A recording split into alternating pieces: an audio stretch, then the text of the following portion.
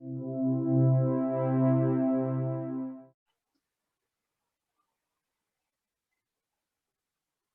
day, everyone. Thank you for showing up for the fifth part of the Supply and Demand Advanced Trading Concepts seminar. This is our fifth meeting.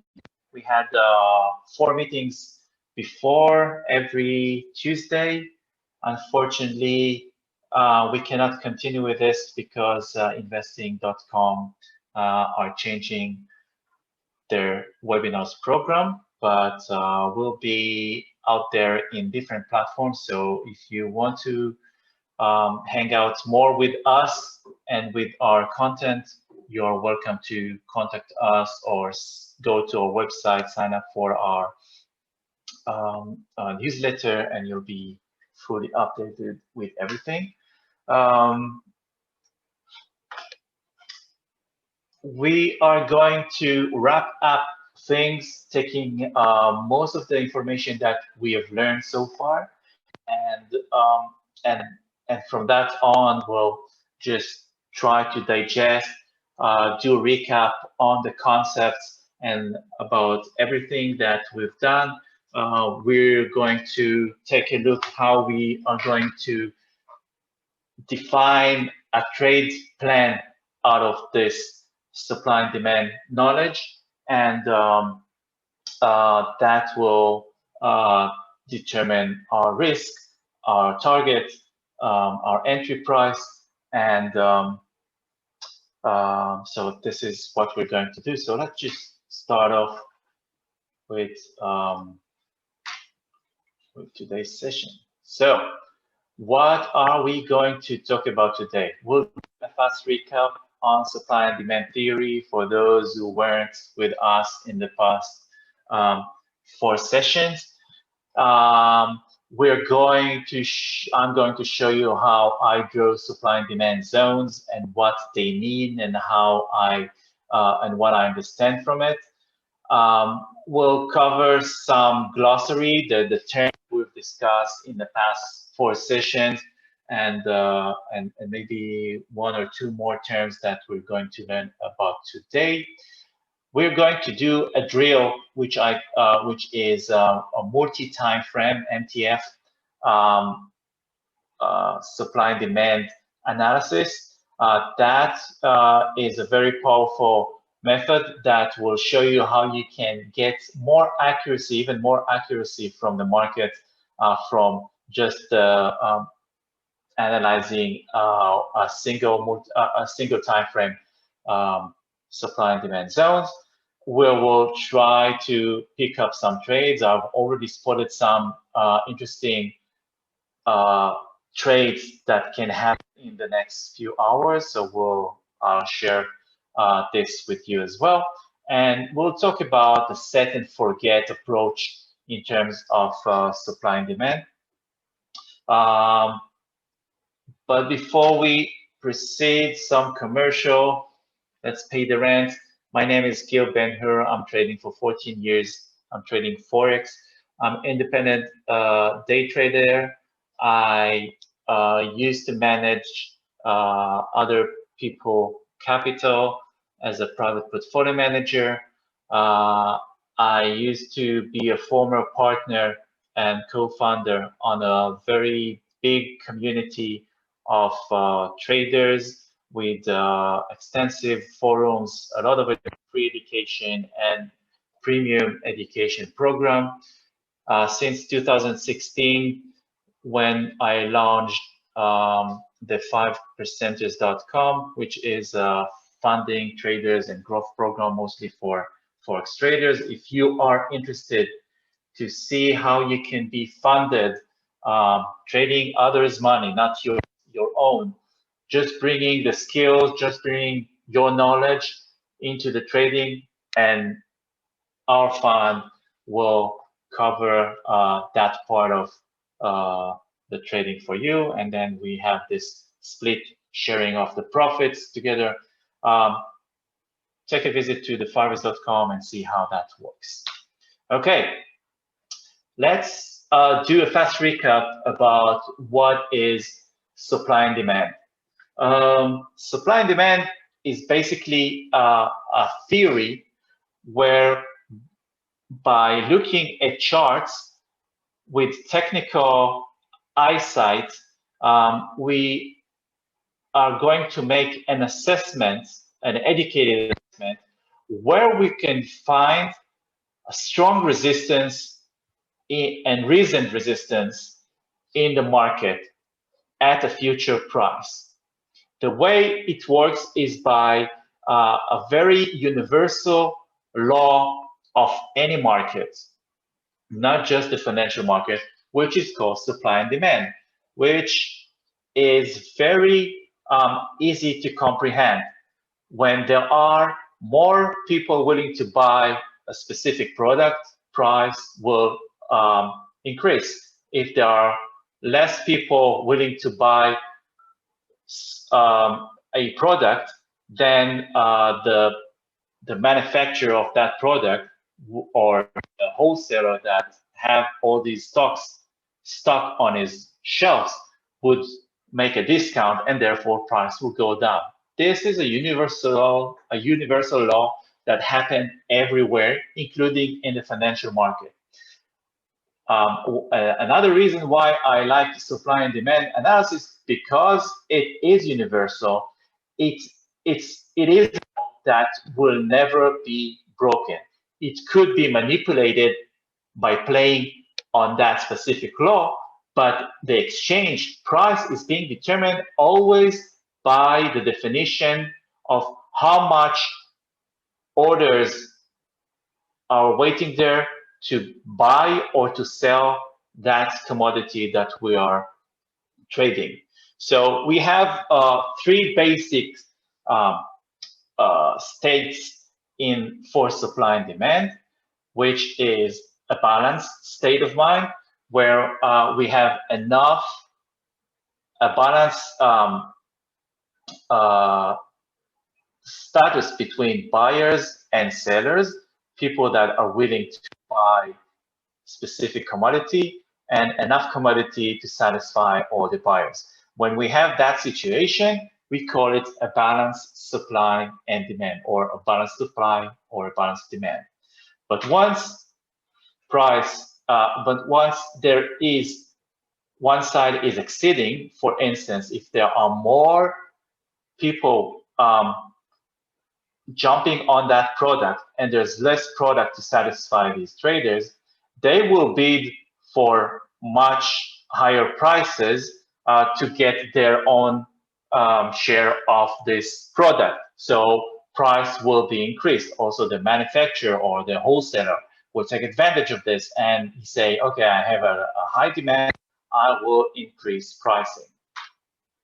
The very opposite situation is when demand, where supply exceeds demand, when there are much more products than people willing to buy it. So that will create price decreasing. Price decreasing is, so this is how it works in the financial market and every market. For instance, on today's real estate market, in the offices where we are located, because of the Corona situation, a lot of offices shifted their workforce to for people to work from home, and many businesses may be closed or shut down. In the building that we are working, there are a bigger amount of vacancies, so the landlord is now decreasing the price of the rent because he wants to attract somebody that come at the bargain price. It's exactly how it works in the market. So we have more illustrations to tell you what is supply and demand, but supply and demand is, after all, created by an order flow balance, meaning that if you can imagine what happened at the exchange when the trading participants, whoever they are, they can be huge bank, huge hedge funds, and a lot of tiny speculators like us, coming to the market, every time we want to buy a stock or we want to buy a contract, we go to the through our broker to the exchange and requesting to fill an order for buy or sell. So imagine what happened at a specific price at the exchange. It's very similar to this illustration I'm showing you right now. Imagine that at the exchange, on this table that represent a specific price of that stock, let's say it's a Facebook stock, this amount of orders for participants that want to sell, and there's this amount of orders for participants that wanting to buy Facebook stock. What the exchange technically, what is happening is that the exchange will start matching sellers to buyers and buyers to sellers. And if you imagine that each file that you see here on these two piles represent one unit of the stock, one stock, then you can imagine what happened once the exchange is matching all these sales orders and there are leftovers of buy orders that have no sellers to match for. What happened to price? There are two things that are happening at this situation. One, price will rise up to find more sellers that are willing to sell at higher price, right? But these buyers that had made their orders at that certain price and weren't fulfilling their request, they are staying there. These files are staying there for when price in the next future will come back, and then they will be the first one to be matched by the exchange. So this dynamic illustrates to you what I'm going to show you about price on the chart. So when we see, it's very easy on the naked eye to see where price is basing and where price is dropping or rallying up, right? So every time, just imagine that every time we see price ranging, which is base, we call it base, this is where we find equal amount of buyers and sellers, and they're all satisfied. And then at one time, they're going to be one side exceeding. One side is consumed all these orders, and one side is exceeding. At this situation, we can see with the naked eye that there are more sellers willing to sell at this specific price than buyers. So therefore, price had a drop, and then they find another equilibrium range, and then it continued to drop, and another base, and another drop. And every time there is a drop, at that price where price, at that specific level where price had started, originated a drop, this is where we assume to have this situation. The leftovers orders are just stayed unfulfilled, and this give us a very high certainty that when that at this place we have unsatisfied sellers, and once price will go back all the way up to this level, these orders are waiting there to be fulfilled, and this will create a reaction in the market. It will create a resistance in the market at that very specific price. So that's the whole concept of order flow and supply and demand. This is the very basic core explanation for why price is twisting and turning and holding and basing at specific prices.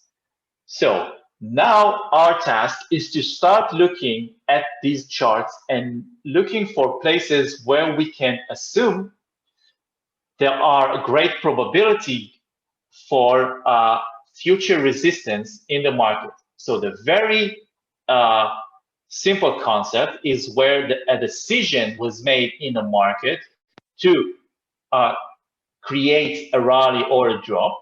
This is where we assume to have this illustration in our imagination. This is where we assume there's going to be a resistance in the future because of these unfulfilled orders. So if we want to analyze the market by order flow, this is what we're trying to read out in the market. So I've created these icons where we see on the green representing the demand side of the market participants, and the red are the sellers, supply. So when price is ranging, there is a balanced quantity of buyers and sellers, so price is ranging. And then price will rise up, so that means we have more buyers than sellers. And now we're basing and dropping. This means we have more sellers than buyers. Very obvious, right? Okay, so I'm not sending you a very obvious information. I'm just showing you how simple it is to analyze the market. You don't need any indicators to just know and just read the order flow map, the order flow word that was in that in the past of this rival between buyers and sellers. And I promise you that if you start reading charts like this with your naked eye, seeing the obvious thing at one time, you will understand that you don't need any other technical tools to just understand what the hell is happening in this market. You will no longer have a definition for the market is not decisive, the market is noise, the market is uncertain. You will never have these answers again for what is happening in price action. So do this drill and you'll understand very good the flow of the market. Okay, let's continue. We've covered that before. Okay, so how we draw supply and demand. Very easy. We see price is going down, basing at a specific area, and then price was rallying up. Okay, all our analysis is based on the past. So we're waiting for things to happen, to be seen in the market. We let the market show us what had happened in the past, and that will determine where we want to act in the future. So we have this structure already being resolved as a rally from coming from the upside, basing, and then turning around and going up. So what are we looking for? First, we are going to find the most extreme place. Remember, every time something being plotted on your chart, it means there was a deal in the market with a buyer and seller agreeing on price and quantity. Okay, so at the very lowest swing of this structure, we can find the worst seller, the person that was willing to sell at the cheapest price. Okay, and and on the opposite we have the best buyers. Okay, then we are going to look for where the base was ending and where was the first candle that we can be convinced that had started, that originated that rally. So we will mark this. So I'm just looking with my eye. I'm going through all the candle's direction. So price was opening right here, going up, going down, closing here, again, up and down, up and down, up and down, up, closing right here, and now going up from here, going maybe here, going the lowest, and from that on, price is free to go upwards.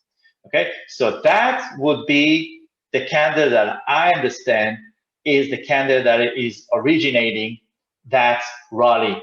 So this is significant in my eye, and I would ask myself, where do I think with that candle, with that significant candle, there was an important breakout? Where was the breakout within that thing?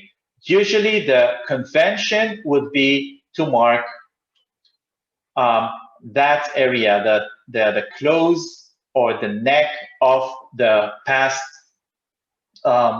candle or few candles as the decision point. This is where price had made a decision, a collective decision to rally.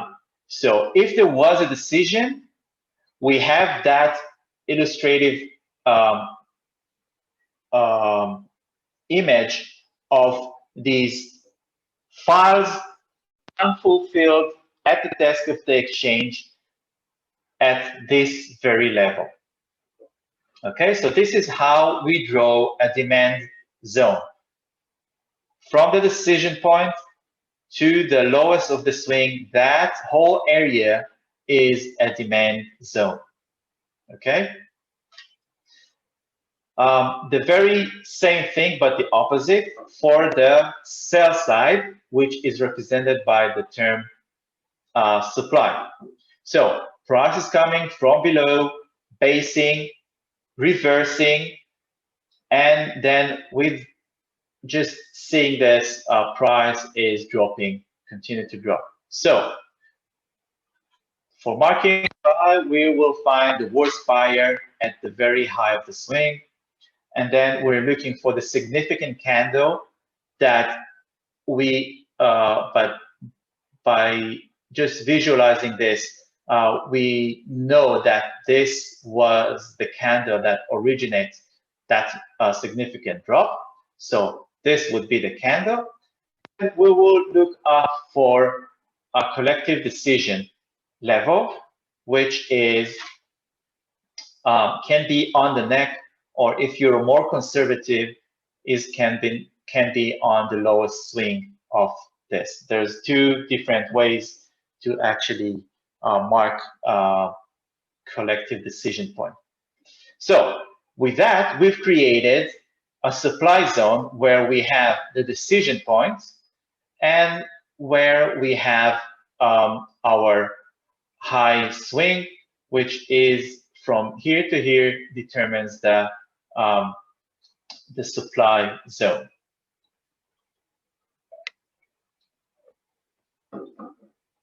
Okay, so let's see how it's looked on the market. So with the same chart that I was showing you before, we have this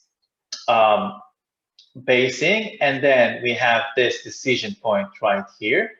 And then we stretch that zone all the way to the future and wait for price to come and see how precise price is reacting to an unfulfilled order flow of sellers at that very specific price.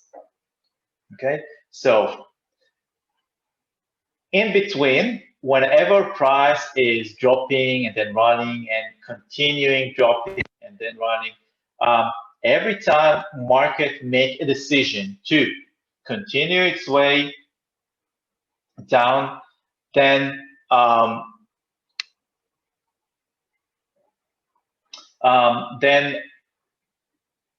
that is considered decision point, and therefore we can plot a supply demand zone and see every time that price is reaching a fresh, for the very first time, it creates a reaction. That spike hitting that zone is a reaction, okay? Here's another supply, price is coming, it's react within, not, but this one is busted. It's a good example to show that never anything works 100%. So, and we're going to teach you how to manage risk in the right way, and also how to avoid zones that will not work. So here's another decision point right here. Once price hit for the first time, it creates a reaction. So the thumb rule for everyone to remember is that when we are trading supply and demand zones, we are only referred to the very first time price is hitting that supply or that zone if it's a demand. So anytime, any other time, we cannot know what is the balance situation between buyers and sellers on that zone. So, so only for the very first time, we have a greater assumption with a higher probability for a reaction on this. Okay, so here's another base, another decision, another base, another decision, another reaction. This is on the supply side. Same thing on the demand. Here's a decision, price is coming up. First reaction is very soon after created and reacting with a continuation. Here's another decision made. Price was pinching in, creating a reaction, and then consume that zone. Another decision made right here, a very fast reaction here below, and price is free to continue. Next time, the second time, which is not valid in my book and in many other supply and demand traders, is reacting, but we cannot know that for sure. So, but it is reacting. Okay, demand created on a decision point, price is reacting to this decision with these spikes going up and continuation. So eventually that will not work anymore, and we were already discussing why and when would you prefer not to trade supply or not to trade a demand. So one key thing for you to understand is where is price reacting from. If price was reacting for a very extreme high demand supply, then you assume there is more strength to the supply side than to the demand. Therefore, you would let go that trade, because we always want to understand what is price reacting to. So remember, the price was reacting to this supply right here. Let's draw it.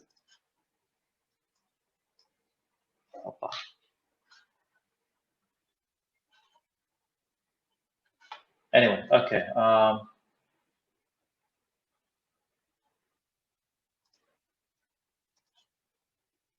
Here we go.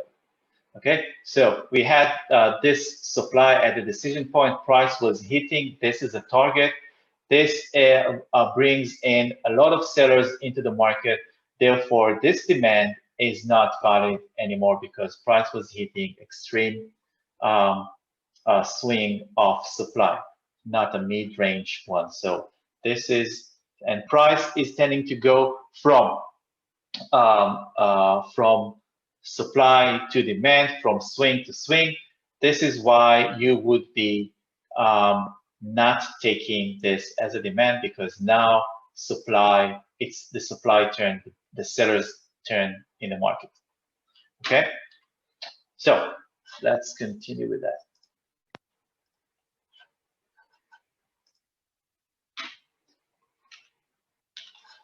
I'm sorry, I'm using this tool for the first time, so I don't know really how to get rid of this.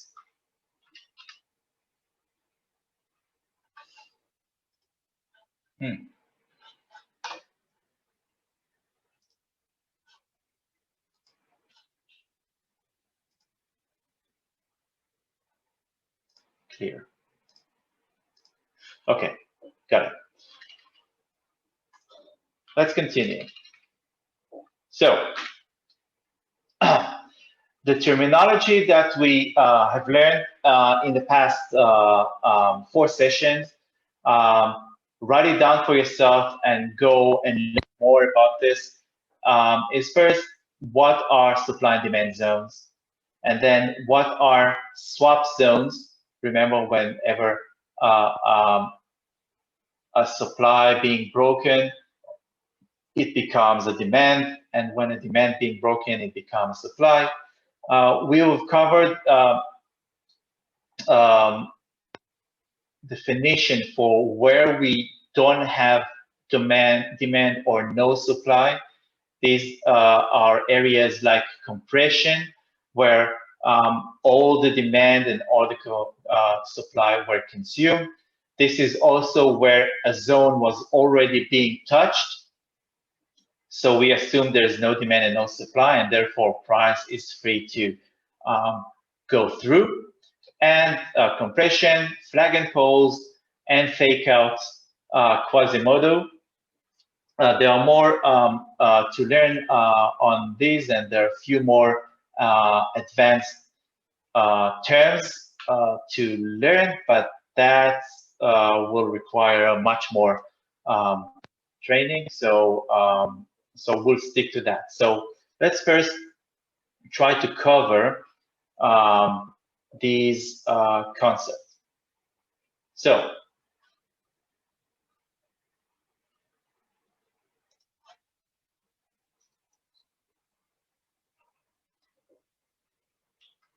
okay, so supply and demand, we said, okay, price is going, basing and dropping, we have a supply demand. If price is going down, basing, reversing, we have a decision, this is a demand, right? What is a swap zone? A swap zone, we're doing a fast recap, right? So what is a swap zone? A price is approaching basing and now dropping, creating a supply. Now price is trying to break, respecting it a little and breaking it. Breaking that supply, officially it turns to become a demand. Okay, so when price will go back to this, it will be act as a demand for the very first time. Okay, so whenever a zone is being broken, that will be a swap zone. A swap zone is demand become a supply and a supply become a demand. Okay, what is a no demand zone? Just imagine that we have this situation where we have a demand, price is going up, now it's coming back down and react to this demand zone. Okay, once it was being touched for the very first time, we consider this a zone is no longer valid. It's no longer a demand. It stops right here. So next time price is going to this area, we can assume that price will go through and break that level. So this is what really differentiates the supply and demand theory versus the support and resistance, where support and resistance don't give you that information that a zone was being consumed, and we cannot assume there is demand anymore because it's not embedded that theory. So this is a no demand zone. Once price had first being touched and reacted. Next time, price will go through that zone. That's our assumption. It's not always happening, but in terms of trading and risk management, we don't want to buy this once more and again. Okay, so once price was touched after the first time, demand was consumed and no more demand. This is no demand zone. Same thing for the supply. No supply is price is making a supply. Once price is coming for the first time to the supply, it reacts, and then the next time it will break. Right after that first reaction, we used to have supply, no longer after it was touched for the very first time. Okay, this is no supply. So there's a more ways to see to find no supply and no demand, which is a compression. Compression is where price is going its way. Sorry, going in a very creating a base at some place and now starting to crawl its way up. What is happening is that if we are considering the demand that is created every time we make a higher swing high, every time price is coming and consume demand, and price is consuming, and every time we make a higher high, we consume a demand, consume demand, consume demand, consume demand, and consume demand. These all demands here at while price is rising up, we assume that all of these demands, because they were visited for the first time, there is no demand right here. So this is the compression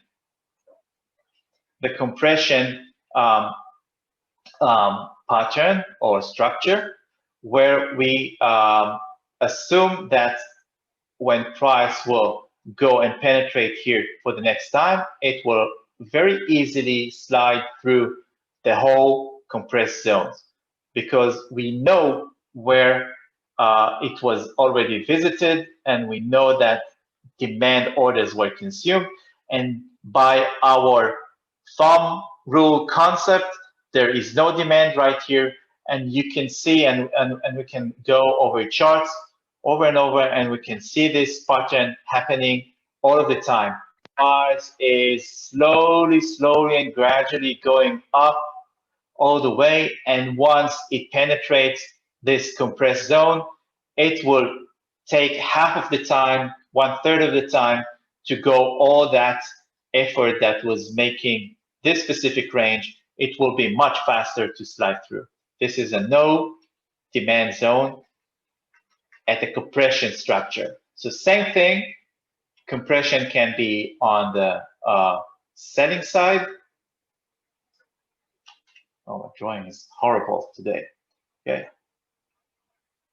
So price went up and now it's crawling its way up. Every time it makes swing low, it goes and consume that supply upward, consume and consume. So all these are compressed.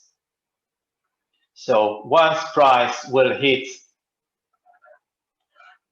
a fresh demand level for the first time after compression, price will easily slide the compression zone. Okay, so that's another thing that we have covered.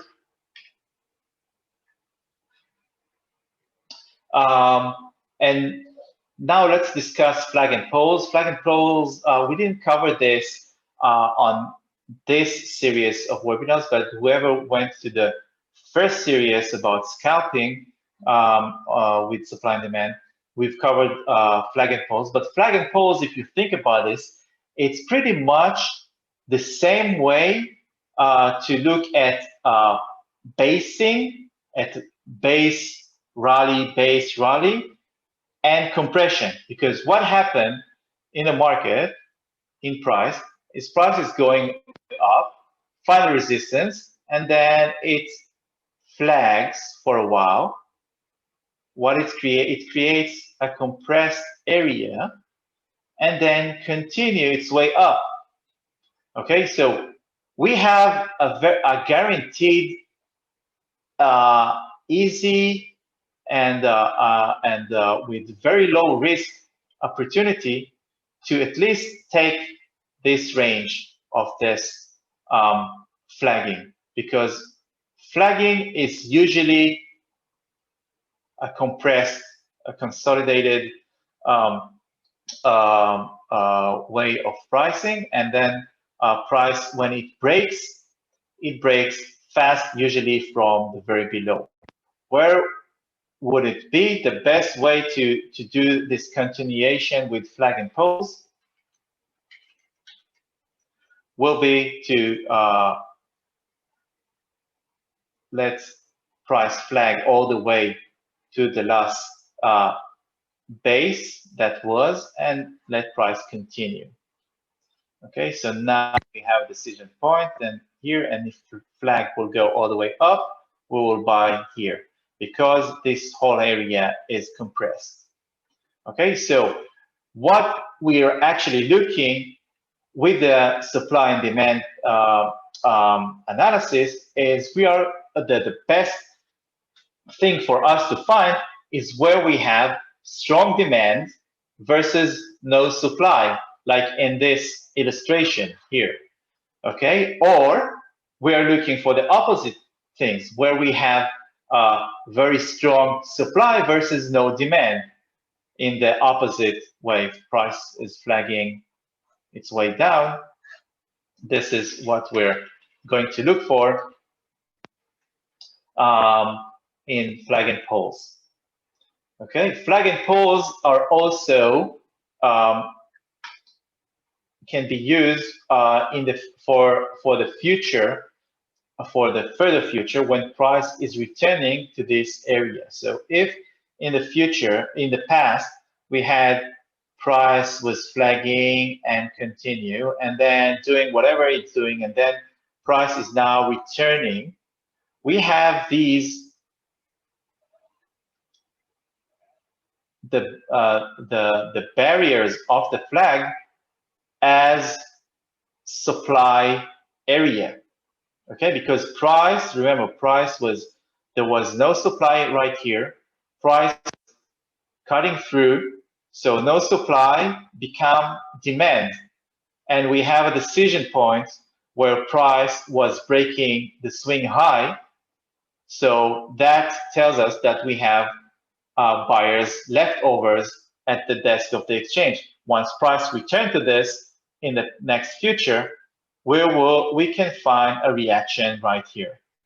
Okay, so every time price is returning to, for the very first time, to the flag borders lines, and everything is horizontal lines, if price is price, okay, then we can expect a reaction.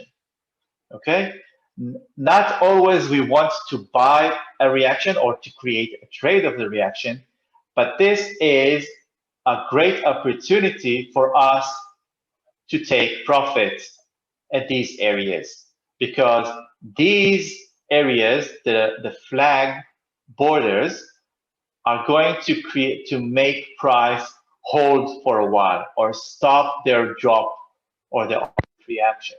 So flag and pulse are just rally base, and there are also a combination of swap zones, right? So this is the theory about flag and pulse, which is pretty much a good interpretation of supply and demand. So what I'm trying to show you here is that whenever you take the very simple core idea of what is supply and demand, what are order flow leftovers at the desk of the exchange, you can interpret and now begin to understand with your common sense where we can find resistance in the market. So resistance is not necessarily will give you reversals, but it will explain to you and why price is holding, why price is finding resistance at specific price and why at other prices it's not, why prices reversing at places and why levels at other places are being broken. If you try to always calculate what is the balance situation out there according to price, that will give you a very good intuition about the market and price action. Last, we have covered the fakeout and the Quasimodo concept, which is a very powerful trick that institutionals do in the market. And if we understand this correctly, we can really understand what are the intentions of the big influencers on the market. So what is a fake out? If we have a level and price is, we expect that a level, a resistance level will react, but it doesn't. It's it being broken. And then a lot of breakout traders will join into this place. Not only breakout traders, but also stop orders that are being placed right here above. If these are sell stop, stop loss for sell orders, this means these are buys. So if price will get here, they will get a little push upward because these are buys orders waiting above that line. Okay? And then price will swing back below and will be fueled by all these breakout traders that put their stop loss right below that broken level. So a buy stop loss is a sell that will fuel price to go lower, right? So this explains why a fake out is happening. It's a glitch that happened because of order flow. So this is a fake out, but what is a Quasimodo? Quasimodo, most of you who have studied technical analysis know about head and shoulder. A Quasimodo is more specific formation of a head and shoulder. It also gives us the information that price wants to reverse. If we have a level, again, for me, it's for some reason very easy to illustrate everything on the sell side. A lot of traders really like to short, so I'm one of them. So when price is coming to fresh supply, let's say, it's a fresh supply, and price is coming to this zone and creating a reaction. We expect a reaction. Now, we don't know if that reaction is going to turn out to a reversal or it's just a reaction because there is a resistance here, right? Because it's a fresh supply. How would we know if price really wants to reverse? If a price reacts very strong, meaning that there is a very strong resistance in this area, it will break the level that was created before. So this is our first hint for us to understand that there is very strong resistance on the supply side at this area. Okay, price was breaking this peak, hitting a fresh supply, and we see a very strong resistance. So that breaks a swing low, and that makes this reaction more significant than others. So then price will go and make a second attempt to break, but usually it will be stopped at the latest swing that price was faking out. So if we understand head and shoulder like this, it tells us really nothing at that point if price will continue up or down. We don't have this information. But if we have a head or shoulder like this, okay, that swing was broken. This is our hint for price to want to go lower. So where we're going to do our short sell, we're going to do it on the left shoulder. I will not spend much time to explain what happened in terms of order flow, but if you think of the concept of swap zones, okay, supply become demand, demand becomes supply, then you will understand why this very left shoulder is going to be wired with sell orders when we talk about short Quasimodo. Okay, just refer to the other session. I think it was the last session. So go there and we cover this in depth. Okay, so this is the fastest recap I could do. It's almost an hour in. So let's do some charting. Going to change to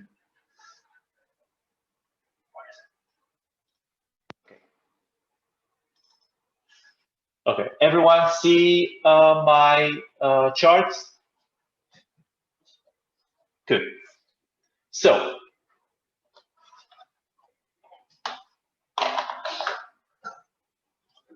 I just need a sip of water.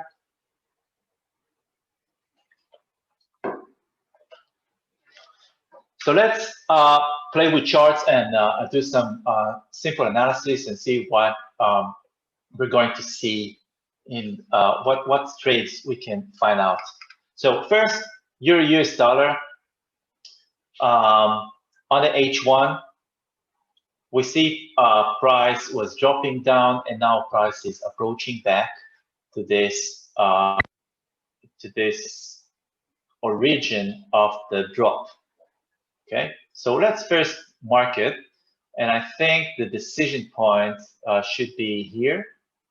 So we stretch our rectangle all the way to the future, and now we are going to wait for price to come here, and we can do two things. Either set a sell order with the sell limit, which is a what we call a set and forget trade. Our stop, let's have a stop.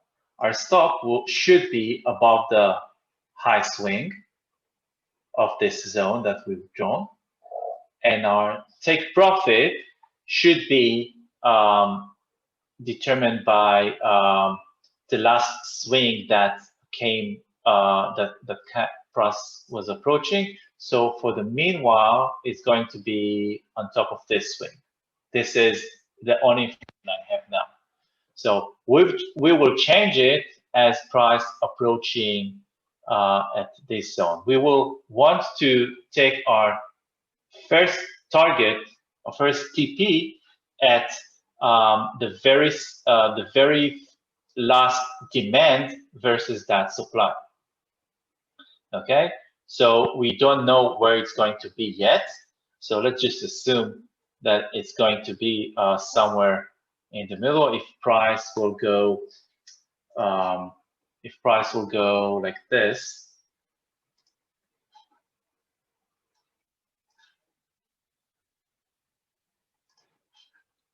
the price will go up like this, and from here it will hit, and so we'll have a demand here. So this, our target, our TP or first TP will be here. Excuse me for writing awkward with one mouse. Okay, so only after price hit, we know which level will be our first TP, and then we can shift stop loss to break even or more and pray for quick reversal. Usually price not doing quick reversals, it will test the zone a few times. So if you do set and forget, you would want to take a very fast target before you, because if you let price go and play with your entry, you'll be just exhausted waiting for that conviction. So that will be the set and forget way. The second thing is that we can wait for price to react on this zone. First, let price tell us that reacting to this zone and this zone is significant. How are we going to know if it's significant? If it will create a Quasimodo pattern, if we'll see price reacting, breaking, still respecting within the zone, breaking the lowest swing before, then we can time our entry at the left shoulder and sell from here below. Okay, am I understood? So with the Quasimodo, we can increase our odds on one hand to enter a trade with risk. However, we are going to miss some trades that will give very fast reaction. Sometimes price hits the zones and creates massive spike candles that never testing again that level. So sometimes you decide to wait for a Quasimodo, we will not get the trade. Sometimes if we take a non-brainer set and forget trades, we will get busted fast. So each one of us should know what to expect from all the possible scenarios and build their risk management accordingly. So, but you will have to decide which way for you to go. So again, I've been asked to show this again.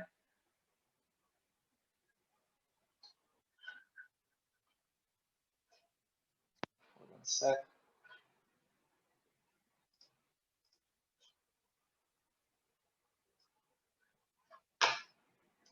Okay, so we can expect price to approach the level,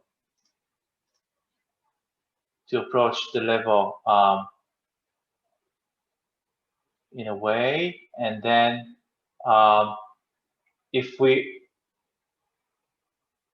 once price hits our zone, we're not setting just yet.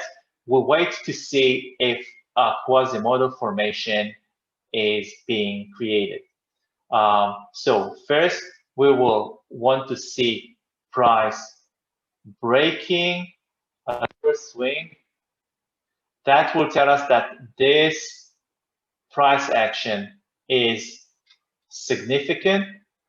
Then we would want to time our entry at the by the left shoulder swing high and sell from here. Okay, that would be the Quasimodo confirmation if at a fresh zone. Okay, so in terms of opportunities, now we have on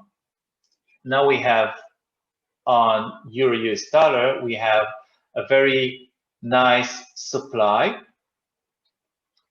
to look for. So remember, if you take it non-brainer with a sell limit order, you will have to take very fast TP on this, and that target is not yet determined. We don't have that demand for price to bounce on before, because price can base a lot around and retest the level before it makes conviction. Like in here, we see here a demand. Let's go over here. We see here a demand. Price was reacting to this demand for the first time, and then the second time, and then the third time. It was giving you the impression that something is happening. It was going and drilling inside that zone, higher and higher, and then it dropped. So if you were waiting for that reaction, the swing high, and then that swing low that was breaking that swing low, then we could have waited for a Quasimodo confirmation. Our entry will be on this. At that time, it will not work for us smoothly, but eventually we were spending a lot of candles waiting hours without conviction, and actually received the same trade with less suffering and agony. So one thing that is very important in terms of supply and demand, and this is something that we have not practiced at all in our seminar, is what we call multi-time frame analysis. Order flow and supply and demand theory are based on price, and price is not a subject of time frame in any matter. Okay, unfortunately, we have time frame. This is how the market is being written on charts. So so what we have to do in order to see the bigger picture is to toggle between high time frame and low time frame, and this is what we call multi-time frame analysis. And why is that important? Because it will give us a very good, a preferred risk-reward ratio for the trades that we're doing. So if we're looking at past events right here,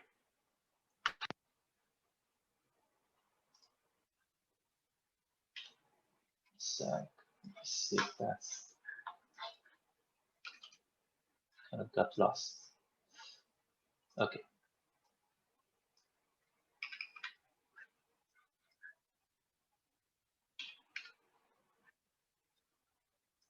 Okay. So if we were analyzing daily supply on Euro US dollar from March and waiting on June for price approaching that supply, we will, based on daily, we will be marking the supply right here. And indeed, we were receiving a nice reaction.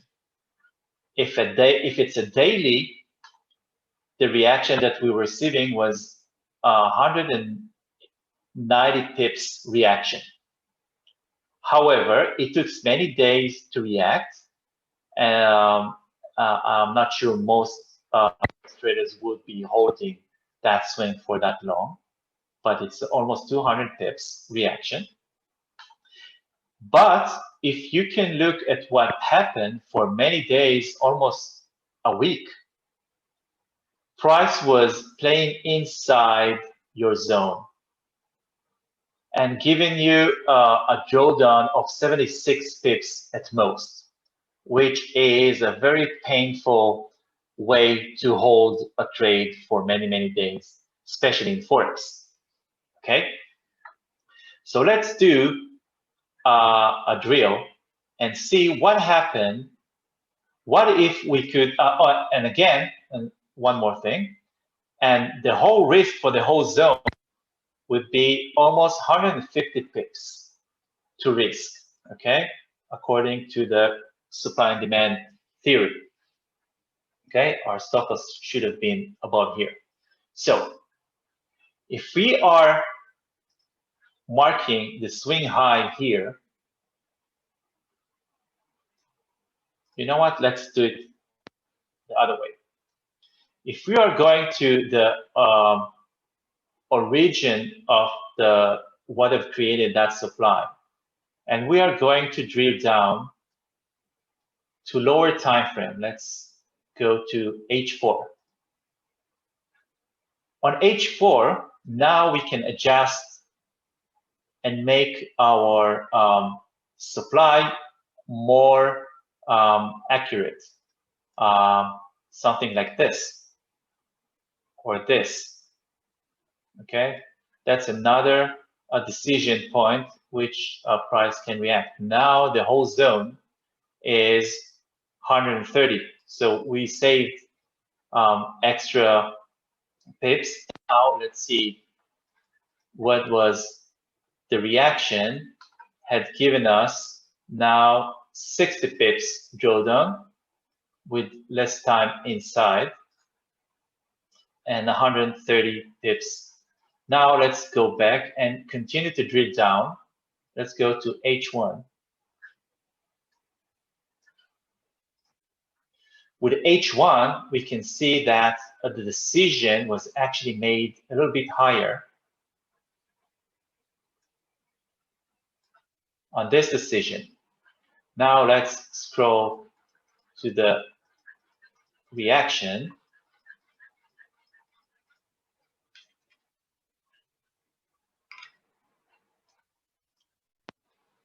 Okay, so price have not met really that that price, so we continue to stretch it. I'm not sure I'm doing it correctly, so let me see.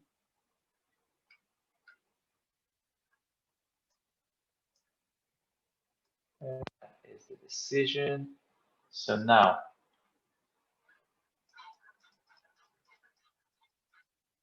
okay, so now we have a zone based on H1, which is only 56 pips risk. We had only 13 pips drawdown, and we got a 68 pips reaction. So, and only 4 hours in drawdown before we got a conviction to our swing low.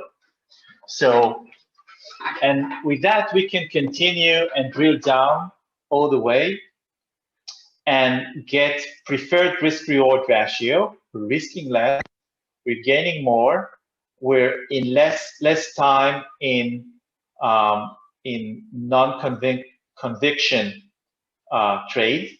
So that is what we're expecting, and this is how we use the multi-time frame analysis to actually find preferred and higher or deeper decision points where we cannot see them on higher time frame. And yet high time frame is very important because when we look at high time frame like this, we can see like this daily. You see, the first decision point was right here. It was 90 pips below what we could have taken. So We can get greater precision when we go multi-time frame. And remember, price is price. It doesn't matter what time frame you're looking at. You get that reaction for price levels and not for time frame. So, but when we're looking on a daily time frame, we can see a bigger picture. We can see that this is an extreme level. An extreme level will give us a better reaction. Another, my way of trading is that I'm looking for H1 and D1 levels, and I would trade them based on M5 5-minute charts targets. So I will trigger my entry based on H1 or daily, but I would target my profit based on M5. That will provide me a good probability for price to react on good swing levels, which are key levels, and that will give me high probability for receiving faster profits or faster hitting the target profits. So this is my method, and this is how I use multi-time frame in terms of supply and demand. So let's take some questions and see. Okay, I'm reading question now on the questions platform. Let's see. In the Quasimodo strategy, where would you recommend to open the order? Exactly at the top of the left shoulder or below? Yes, we've covered this, I think. Yes, we will enter at the swing of the left shoulder. If this is going to be a sell Quasimodo like this, we will sell at the swing. That we will draw a line or make a limit order, and we will sell from here to down.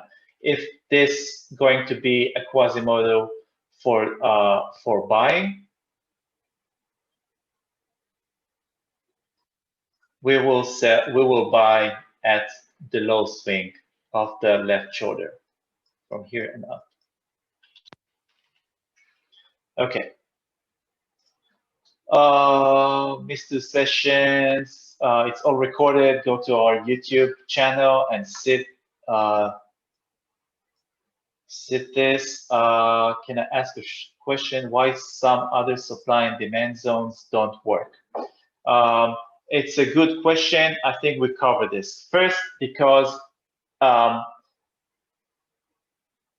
after the fact, we know that if a zone was broken, it means that there wasn't enough order resistance in it.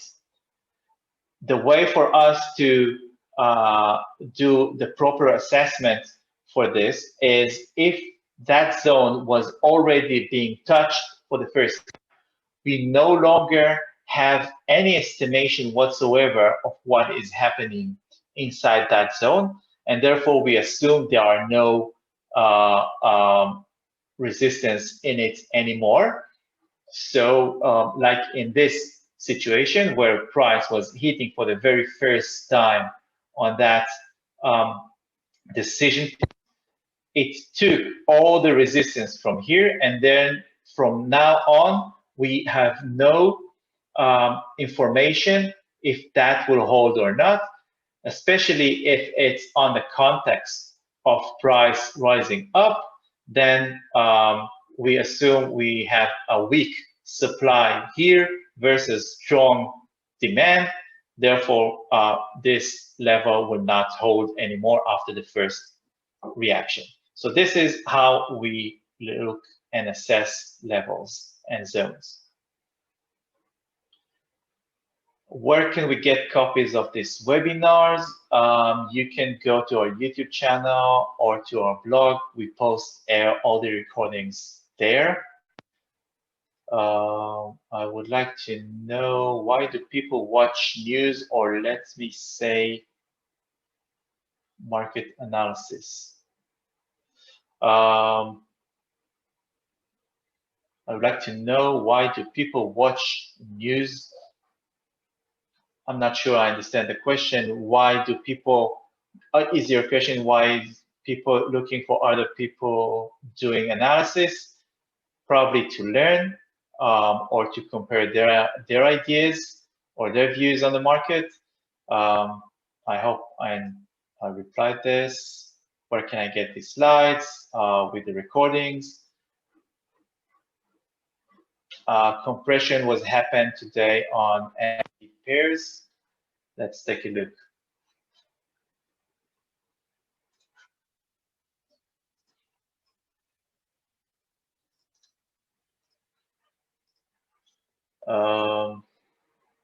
Let's take M15 intraday.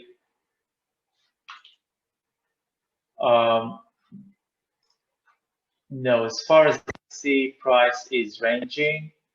It's basing.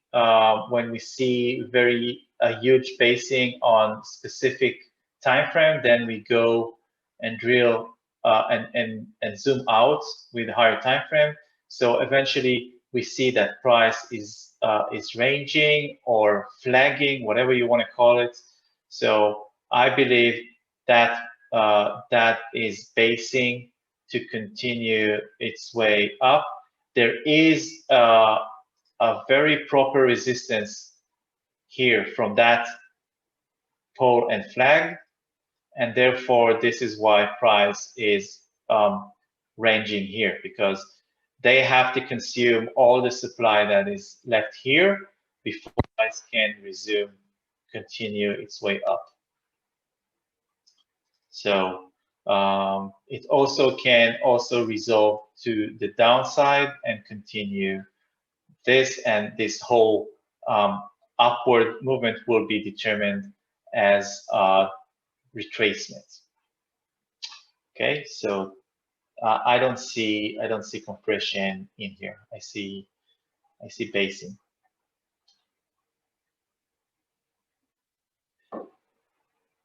Okay. Your method is located on demand supply zones on H1 or D1. I said I'm using time frame, but time frame is not. Time frame is important. What is important is price. I use high time frame to find the high time frame swings, because it's easier to spot this on high time frames. And I would go to lower time frame price action to decide what will be my exits. Is the Quasimodo setup remains valid if left shoulder is as high as the head?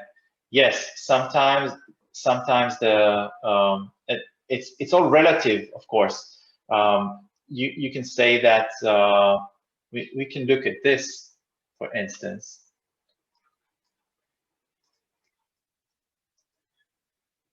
Okay, we see here this a little fake out. We're looking at H1 that is only 3.6 pips, and yet it is a Quasimodo level. It is a valid Quasimodo level. So we can consider this. It didn't work out, but it is a valid Quasimodo level, even if it's a very low difference.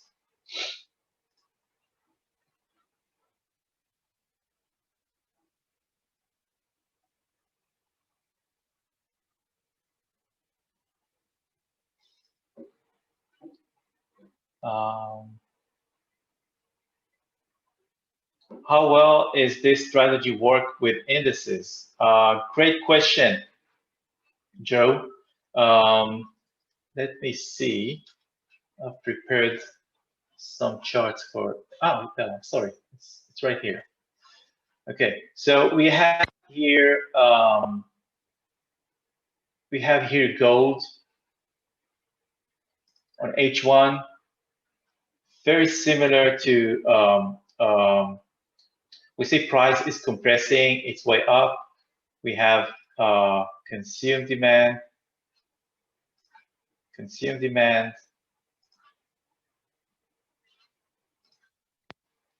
consume demand, and consume demand. This is all being compressed, and price is now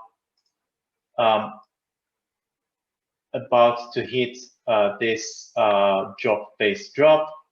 And next thing is going to be this swing important decision level. So that will be an excellent area to sell from right here. So the trade would be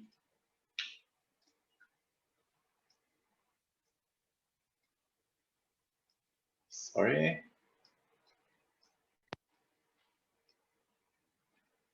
I have to go there.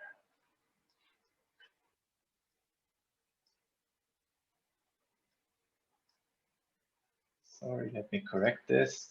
So the trade would be at the level of that decision based on H1. So that will be the trade. The TP, I put the TP, but again, like the Euro US dollar, we will have to find the last price action before it actually reacted to this supply. So this will be the gold trade. And so like gold and every other asset that is more supply to sell from. Here's another supply to sell from. Okay, all these are fresh supply that we can sell along the way and expect reactions. So this is metal that work with the supply and demand rules. And if you want, you can go to the history and see the same reaction. Here's supply, reaction to supply. Here's demand, decision point demand, reaction to demand. So here's another base. Look where price decided to turn swing. Okay, here's price popping up. Where was it? To this decision point right here. So here's a Quasimodo level. Who knows what's going to be there? So price is reacting whenever the commodity is high liquidity and being very traded with massive orders in it, it will respect the supply and demand and the order flow theory with greater probability. So you've asked about indices. So here's the US 500, similar to the S&P. So S&P is now breaching supply, which is the decision point right here. And we see a reaction. It's an H1. Okay, so we get a reaction right here. And let's see how it evolves. We have another supply decision right here below, and another decision right here above. So these are all levels. We can expect some reaction on this flagging and on this swing as well. See how easy it is to just draw key levels that are very well explained. Okay. From the demand side, we will have this demand, is being consumed, so there's no demand here. Another decision point was taking right away, so it's compressed. Another decision was made here, was taking, so there's no demand here. And free demand right here. So this is how easy it is to look at fresh zones that are based on the US 500. I think with Bitcoin, if you take a look at Bitcoin, here's a decision point on the Bitcoin. See how the decision is just slightly right here. So price was, see how precisely it was reacting. And then another supply was created on top, and this is the swing high. So price came back here and respected that supply as well. So you can see that whatever market you go, supply and demand is core explanation for whatever is happening, for whatever drive price. The UK 100, here's another decision point right here. By the way, if you see gaps in the market, the gap tells us that it's very similar to compression. There were no orders in here, so we cannot actually see, we don't have any information about supply and demand resistance. But why did price turn here at the middle of the gap? Because if we have this swing low of this spike, that had created demand, and then when price penetrate through, whatever it was with a gap or not, it becomes a supply. So if we just draw the line here, see how precise that reaction is. It's almost touched it. Okay. I didn't really prove my point, but it's almost touched there, but that probably explains why price had reacted right there. So this is the UK 100, where we can look for reactions. Here's a supply decision points right here, where it's swinging very high. So here's an index from a very different continent, and it works. Okay, so it's very simple method. Here's another decision point right here. Yeah, we see the drop. Okay, so what happened when the price reached for the first time? Reaction. It's just so simple. Go and practice this, and you'll be amazed how magical this concept is. Another opportunity for the CAC decision point right here.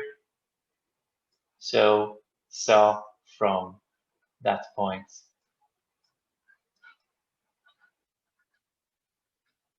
Here's another fresh, go on.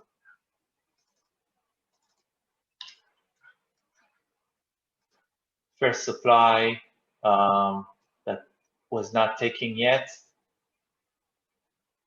So we will stretch it all the way for the future, and that will be another trade on top of this. So this is how we do it. Simple as that.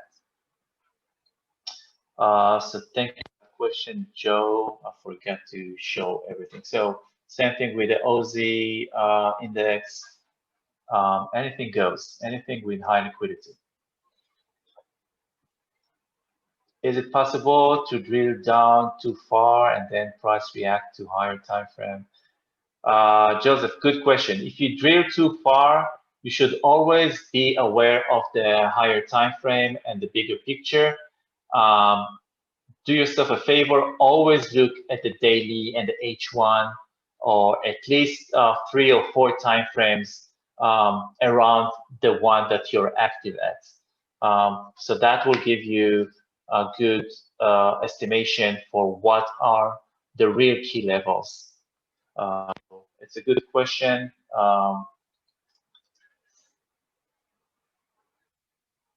Can this be used on stocks as well? Yes. High liquidity stocks will work with the supply and demand order flow rule as well. How does a news affect supply and demand? The news is an event that brings in a lot of liquidity into the market. So just imagine if there are, let's say, 10 files on the table, and then there is an event where thousands of orders are coming into the market. So these 10 orders, which were normally would create some reaction, are no longer effective for when a news event is coming. Yet, if the level that you're targeting is very far away, let's say 50 or 60 pips away, then you can leave your limits order right there, and price will maybe, if that's a swing key level, price will spike there and can give you a very fast profit for your for that trade being there. So if you're too near to the market price, then you might have a good chances for being stopped out. But if you taking enough distance, then price would always, even during news, would respect swing levels with the distance. So that can be very good method to trade in news.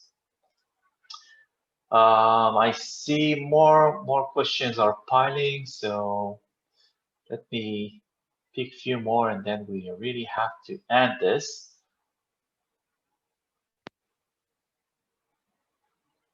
Camille is asking, do you enter only one time on the first touch of a zone, or do you sell buy inside the zone?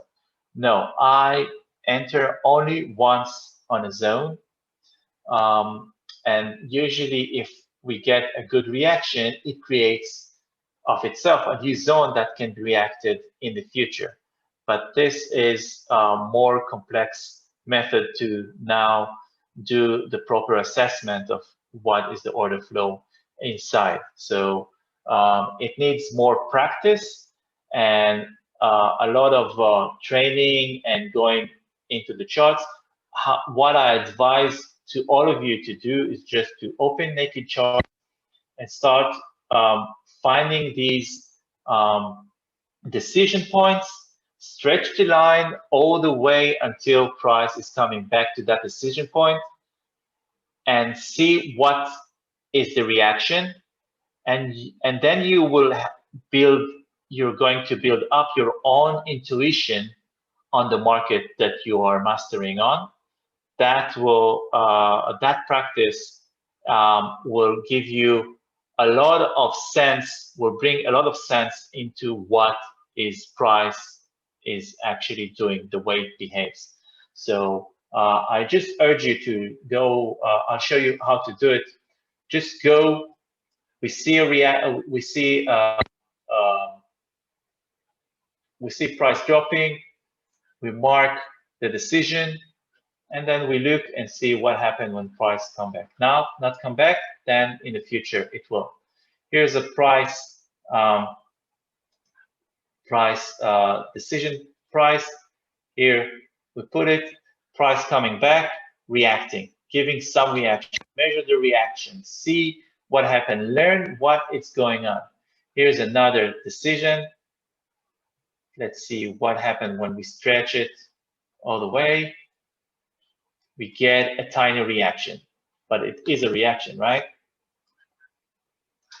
So here's another decision right here. Let's mark it, and we have a reaction. Okay, just learn that these are demands. Here's supply. Never, not touch, not touch, touch, they busted. Okay, see where they're not working, see where they do work. Learn and this will not work. Just teach yourself and create yourself the intuition for what is happening. Here's another decision level, and see how it reacts with a gap in it. We're looking at CAC, right? It's an index. Here's another decision point on the CAC. Price returning, boom. It's reacting on the swings. So with this, you can play back and forth and see how many trades do react and very few didn't. And so we've already, just with this, we already have some odds on the market. So with supply and demand, what I really like about this, that it's a very easy to understand and to explain market moves. It determined my trades just by drawing the zone. I already have 75% of my trade plan. And I don't have to chase the market. I wait the market to come to the level that I want to sell. So everything is very calm and very easily. And then because we're trading swings, we have a very fast conviction, and that really is something that I would call a lifestyle quality. When you don't have to get your nerves into the trading, and your trading is fastly going to your profit side or fast taking you. That is where I'm most be comfortable, because I like fast conviction. So so guys, this is about supply and demand. I hope I've provided you enough information to get you curious and go dive into the charts and learn more about this amazing and simplified way to read charts, understand price action, and from that you can also increase your odds, your risk reward, your risk management, and everything into your trading. So much more to learn and to study this, but these are the basics. If you haven't watched all the sessions, go back to our YouTube channel or blog, where we post all the recordings and just learn the concepts in depth. Today we just did a very fast recap on everything, and there's a lot of information on the internet, on forums, so you can look up for more resources and more people that bring more ideas into this very concept. There are a lot of people mastering this, and there are a lot of people that are much more greater than I am with supply and demand analysis. So go and find your gurus and your mentors on this. I truly recommend you that, or tell you, you don't have to take my word for it, but supply and demand is the universal, timeless core reason for price movement. Therefore, this is what I would want to study in terms of the market. So only when I was introduced to supply and demand, things started making sense for me. And from that on, I've become profitable and managed to create a career out of this. Before that, everything for me was risk guessing, trying to play with the statistics, with other people doing backtesting, with all kind of parameters and indicators. Never explained to me why price is doing whatever it's doing. So only when I was introduced to supply, things started to make sense for me. Price is no longer noise. It's very well explained, and trading became easier. It's yet not easy, but it's easier. So thank you a lot for joining up today. And just a quick reminder, I am Gil from the Fivers. If you want to check out our program, we fund Forex traders at thefivers.com. Check out our program if you feel you're ready. And thank you so much for coming to us. If you want to contact us, helpdesk at thefivers.com. Take care. We really hope to have another session in investing. We need to learn what they are changing with their webinars program. So for the near future, we are not going to be presenting unless you guys will contact them and ask for more. If you do so, that will help us to bring on. We are working on a new platform where we are going to do more webinars.